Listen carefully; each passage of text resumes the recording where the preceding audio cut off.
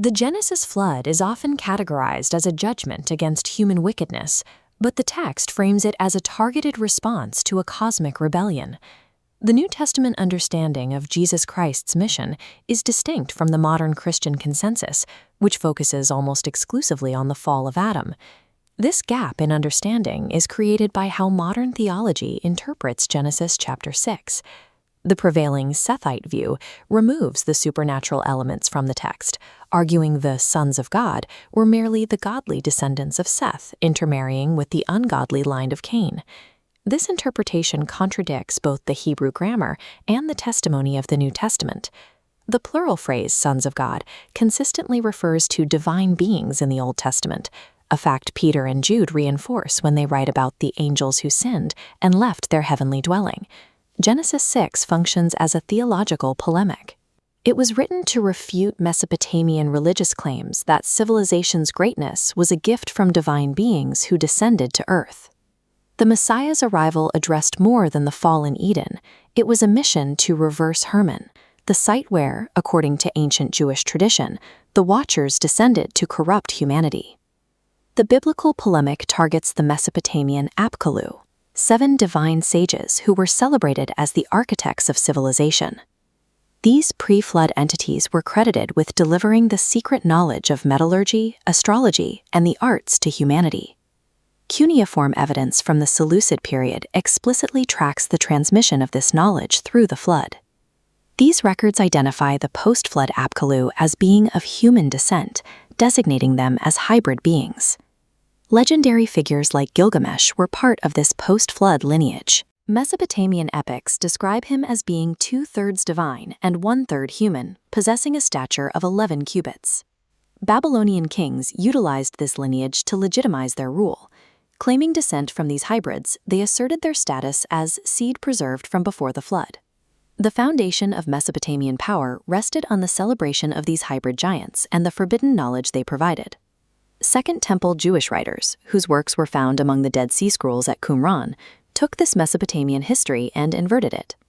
They recast the celebrated Apkallu as the rebellious Watchers, transforming the sages into demonic rebels. Their hybrid offspring were identified as the Nephilim. When these giants died, their disembodied spirits became the demons that plague the human race. The knowledge these beings provided, from weaponry to sorcery, was not viewed as progress, but as a spiritual contagion that led humanity into depravity. New Testament authors worked from this Enochian framework. Their descriptions of the angels kept in chains of darkness referred directly to this specific rebellion. To a first-century Jew, the world's evil was the combined result of the fall in Eden and the later corruption introduced by the Watchers. The New Testament writers tracked the Messiah's arrival through astral theology, the conviction that God uses the celestial objects he created to signal major prophetic shifts. John's description of a great sign in heaven in Revelation 12 provides a precise archaeo-astronomical map. The first sign is the constellation Virgo, representing Virgin Israel. John writes she was clothed with the sun, when the sun is positioned mid-body within the constellation. The moon positioned at her feet narrows this window to a specific 90-minute period. By recording these coordinates, John signaled a celestial event of significant theological importance. Other celestial portents, visible to ancient observers, confirmed the birth of a messianic king. Stationed above Virgo is the constellation Leo, symbol of Judah, containing Regulus, the king star. The king planet, Jupiter, entered retrograde motion to merge in direct conjunction with Regulus. This specific convergence of royal markers occurred on September 11, 3 BC. The precise alignment of these royal markers in the night sky establishes a specific, real-time date for the birth of Jesus. To understand why this date matters, we must view it through the ancient Jewish agricultural calendar used in the 1st century. September 11, 3 BC, corresponds exactly to Tishri 1 on that ancient calendar. Tishri 1 is the Feast of Trumpets, a day associated with the inauguration of Judean kings and the traditional anniversary of the creation of the world. Ancient Jewish calculations, based on the chronology of the flood, also identified Tishri 1 as the birthday of the patriarch Noah. The celestial signs herald the birth of the Messiah on the same day as the birth of Noah, identifying Jesus as the new Noah.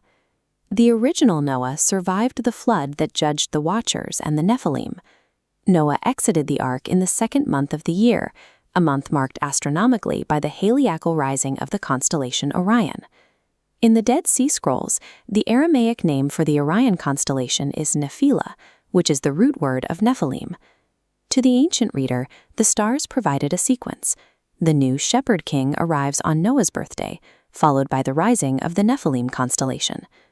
While the first flood did not permanently remove the threat of the Nephilim lineages, the new Noah arrives to complete that task. Jesus' birth on Tishri 1 signaled that the presence of God had returned to earth to dismantle the ancient pact made at Mount